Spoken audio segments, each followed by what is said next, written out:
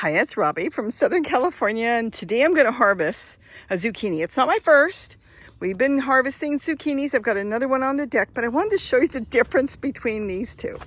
I planted this one and this one at the same time. This poor zucchini has been chewed up constantly. Can you see it? It's been just attacked by rodents, probably ground squirrels. We have a lot of those. And this one was too. I came out here and it looked like that one day. So what I did was I simply put 4 tomato stakes here and made sure that the tool, see how I wrapped it in tulle? Went all around the edge. If it's open, they'll poke their head in. But if it's not open, they don't like the touch of it. Let's walk around this way. See what I've done? Now remember, I've told you I could not garden without tulle. There are certain things when it gets attacked, I have to put tulle on it. If not, within a couple days, it will be completely gone. I'm going to jump in here for a minute because I've made so many videos on tulle because it is so important to me. If I didn't find this fabric to use, and I worked in a fabric department when I was a kid, so I knew all about it, I would not have a garden today. I wouldn't be able to keep things from being eaten by all the critters we have around here. Birds, rodents, different insects.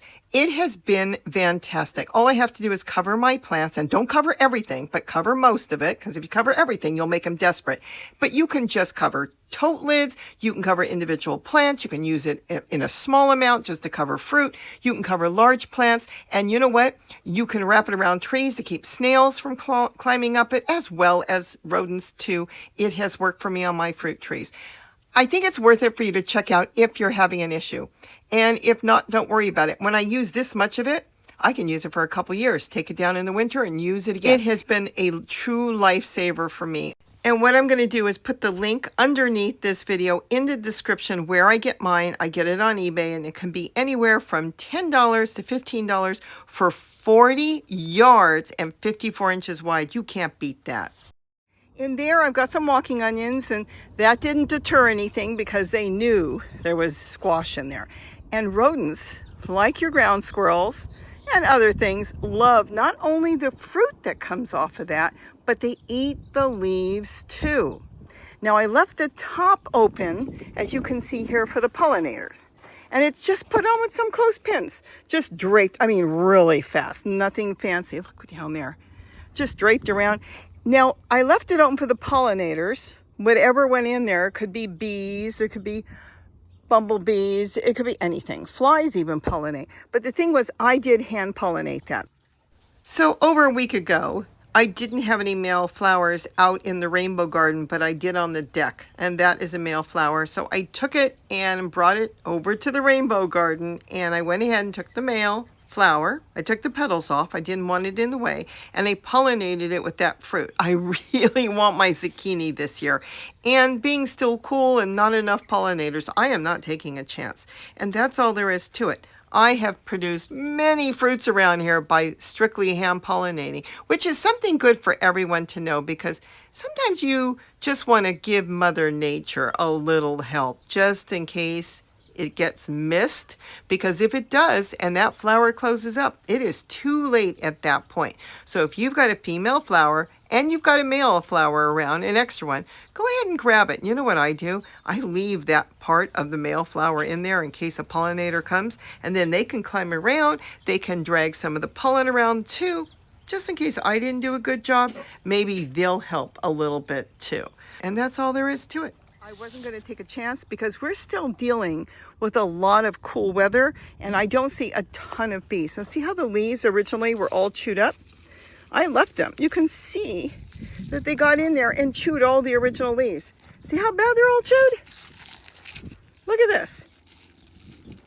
That's what it looked like. Now, should I have wrapped that one? Yes, but I'm going to start more zucchini, and I'm planting in different areas. So I'm going to get this harvested. I don't know if I'm going to do it today. I could, but it's safe right now. I've got more flowers. If I do it now, it's awful big. Hold on.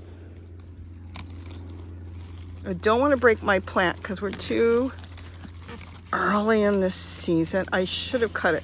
I'm dealing one-handed. Okay, let me see. Hold on.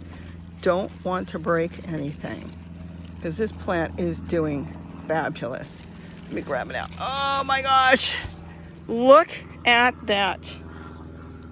I am very pleased. I'm going to use this for dinner probably tomorrow. Isn't that nice? Now I've got more in there, but I see that the flowers, well, there is a female flower. Let me put this down anywhere. Hold on. Let me put it down here for now. Okay. This is a male flower. That's a male flower. But I see one down there. That's a female. I don't know if it looks that great. Looks a little yellow, but it's early on. But I got to get all these leaves trimmed off, and that will give this plant so much more, vigor to grow and then grow more flowers. But all in all, like I said, we're early in the season. We're still barely middle of June, and we are still in the 50s at night. And squash loves the 60s, and so does watermelon and all that.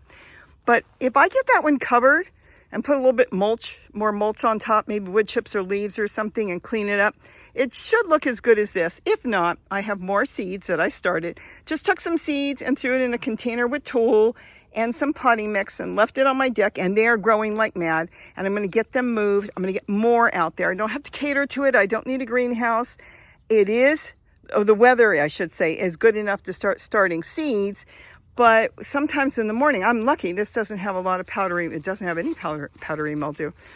A lot of times they get powdery mildew, and they do really bad when we're really damp and cold in the morning. I mean, we're cloudy. We were raining yesterday in the morning. It's like a heavy mist rain because we have such a marine layer here. I see a hummingbird down there. But the thing is, I didn't want to rush too much, but I'm going to get more because I definitely want to freeze a lot this year. We grow a lot of squash in the summer, and you go, wait a minute. How do you do that in the summer when you're 100 degrees? I water the base. I never wet the leaves. I wet some leaves the other day on a purple cabbage. I'll show you what that looks like by accidentally taking a hose and just watering when it was really warm during the day and it was only in the 80s. And surprise, surprise, the next day, the leaves died. If you wet the leaves when it's hot, think about it. You got 100 degrees and the leaf is wet. What is it doing? It's cooking. It will never come back. Once it dries, it got in there, it made it too hot. The air, though you would think it's 100 degrees, does not hurt the plant. Squash plants pull a lot of their moisture out and put it back into the roots on very hot days. And then in the evening, when the sun starts to go down, when the leaves are all droopy and looking terrible, all of a sudden, if you don't wet them, you'll see them spring back up in the evening. Give them a good watering at night, and if you can, early in the morning, and even in really hot weather. When we have been well into the hundreds, they're still going, because I'm very careful, well, maybe not always, to not wet their leaves, because when it's hot, that's when you cook your plant. So I hope I've given you some ideas to go ahead and try some squash, even when it's hot. It gets full sun here. Look at this. The sun is still not down yet, and it's had sun all day. They're very happy here, and maybe I'll see, get that one tooled. If not, maybe I'll just put a new one in there. But surprise, surprise, I got a zucchini that I can now use for dinner. Hope I gave you some ideas. Again, so important, well drainage, whether it's in the ground, in a pot, in a tote. Make sure it drains well, but make sure you keep your squash watered well, because it needs a lot of food, which could be compost tea if you're making that, whatever way you want to do it. So it needs a lot of food, but it also needs a lot of water. Squash is a water-loving plant. Not that it wants to sit in water, it wants to drain. That's what it wants its soil to be, damp, but draining, because these leaves, these stems, though they're hollow, they pull up a lot of moisture, which is so important for squash plants, because look at this fruit. This fruit is packed with water. It's like a watermelon almost. It's got so much water in there, you can grate a zucchini and wring it out, and you'll see all that water coming out. If it doesn't have the water, it'll be dry inside, it won't taste good, and well, if it doesn't have enough water, it probably won't produce a lot of fruit for you. And I do, as you see, keep my hose nearby. I water it well, and I make sure that every night, I do it at night, I give it a good watering. This has got a pot in there, which is layering it, see? Right there. That's got the onions in there, so I can water that pot. Underneath that pot, it'll be damp. So when they run out of water, which they really don't, but if they do, they can put their roots under another pot in there and pull a little bit of moisture so they can continue to grow. So I really do hope I gave you some tips and ideas.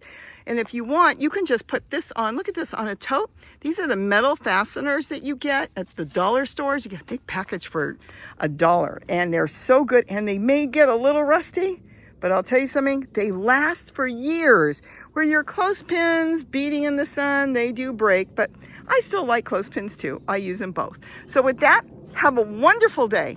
And don't forget to eat what you grow. And I think I'm going to go fry up some ground meat, grate that up, and mix it in there. So I have half and half, so I don't have as much beef in me, but I'll have vegetables as well.